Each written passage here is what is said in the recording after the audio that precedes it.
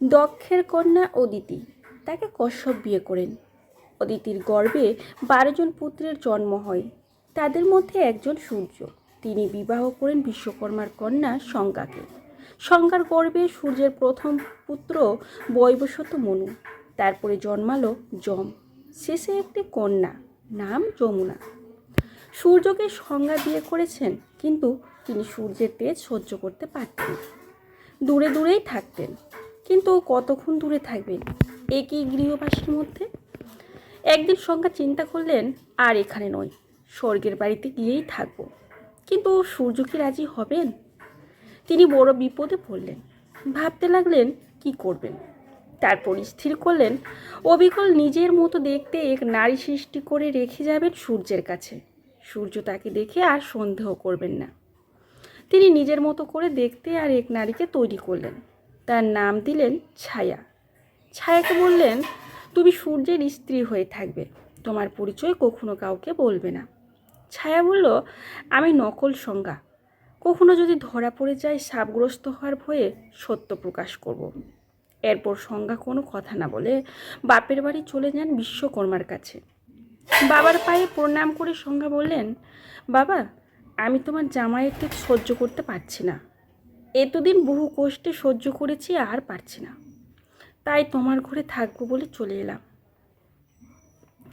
কন্যার কথা শুনে বিশ্বকর্মা তাকে ভৎসনা করলেন, না সংজ্ঞা, এটা তুমি ভালো করনি।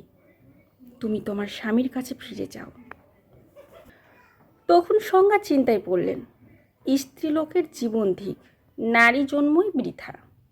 প্রথম জীবনে পিতার আশ্রিত, দ্বিতীয় জীবনে স্বামীর আশ্রিত, আর তৃতীয় জীবনে পুত্রের আশ্রিত হতে হয়। এখন আমি কি করি? যেতে পারবো না সেখানে। আমার স্বর্ণা ছায়াকে রেখে এসেছি, গেলেই তো ধরা পড়ে যাবে। আর সেই ছায়া ছাড়বে কেন? এখানে থাকলেও রোজ রোজ পিতার ভৎসনা শুনতে হবে, তাহলে এখন আমার মঙ্গল হবে কেমন করে? অতএব সংজ্ঞা তপস্যা করবেন বলে ঠিক করলেন। তিনি বরফের রূপ ধরে উত্তর মেরুতে গেলেন।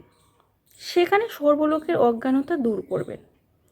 স্বামীর তেজ সহ্য করবার উদ্দেশ্যে কেবলমাত্র লতাপাতা খেয়ে কঠোর তপস্যা করতে শুরু করলেন। সূর্যদেব ছায়াকে পত্নী মনে করলেন। ছায়ার গর্ভে শনি নামে পুত্র ও তপতী নামে কন্যাকে সৃষ্টি করেন। এখন ছায়ার সংজ্ঞার 3 ছেলে মেয়ে ও নিজের 3 ছেলে মেয়ে, মোট 6 জনকেই দেখাশোনা করছেন। কিন্তু স্বাভাবিকভাবেই নিজের সন্তানদের বেশি স্নেহ করেন। বৈবস্বত মায়ের আচরণ সহ্য করে নিতেন।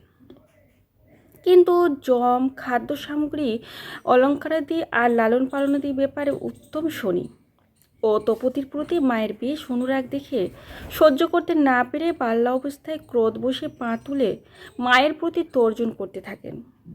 তখন ছায়া জমকে শাপ দেয়, ওহে, তুমি আমাকে আঘাত করবার জন্য যে পা তুলেছিলে সেই পা তোমার খসে পড়বে।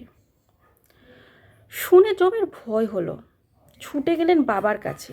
বললেন, বাবা, মা আমাকে শাপ দিয়েছেন।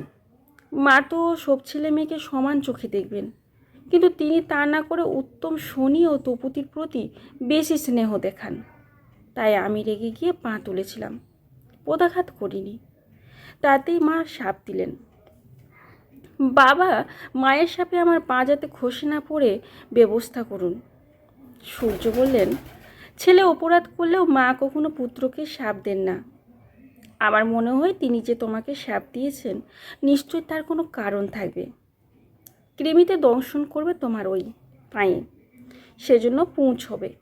তারপর সূর্য অন্তপুরে পত্নীকে বললেন, হে ভামিনী, পুত্রেরা তো সকলেই সমান, তবুও তোমার স্নেহ কনিষ্ঠদের প্রতি বেশি কেন? ছায়া কোনো উত্তর দিলেন না। তখন সূর্য ধ্যানযোগে সব কিছু জেনে অভিশাপ দিতে উদ্যত হলেন। তখন ছায়া সব কথা তাকে জানান। ছায়া সত্য বলায় সূর্য তাকে অভিশাপ দিলেন না। ক্রোধ ভরে সংজ্ঞার সঙ্গে দেখা করতে বিশ্বকর্মার বাড়িতে গেলেন। সূর্যকে বিশ্বকর্মা নানাভাবে বোঝানোর চেষ্টাও করেন। হে সূর্য, তোমার তেজ সহ্য করতে না পেরে সংজ্ঞা উত্তর মেরুতে অশ্বিনী রূপে তপস্যা করছে। তার উদ্দেশ্যে যাতে তোমার তেজ সে সহ্য করতে পারে। তারপর বিশ্বকর্মা সূর্যের অনুমতিক্রমে তাকে বুকে জড়িয়ে চেপে দিলেন। তাতে সূর্যের তেজ কম হলো। সূর্য উত্তর কুমেরুতে গিয়ে তপস্যারত এক ঘটিকে দেখতে পেলেন। সংজ্ঞায় ঘটকই তা চিনতে পারলেন। তখন তিনি এক সুন্দর ঘটকের রূপ ধরে তার সঙ্গে সঙ্গম করলেন। অশ্বিনী রূপিণী সংজ্ঞা পরপুরুষের সঙ্গে মিলনজনিত পাপের আশঙ্কায় যে সূর্যবীর্য নাসার দ্বারা বমন করলেন, তাতে অশ্বিনী কুমারদ্বয়ের জন্ম হলো। পরে এই অশ্বিনী কুমার দুজন স্বর্গবৈদ্য রূপে খ্যাতি লাভ করেন। সংজ্ঞাকে তার নিজস্ব রূপে দেখতে পেয়ে সূর্য তখন আপন রূপে প্রকাশিত হলেন। সংজ্ঞা তখন সূর্যের কমনীয় রূপ দেখে আনন্দিত হলেন।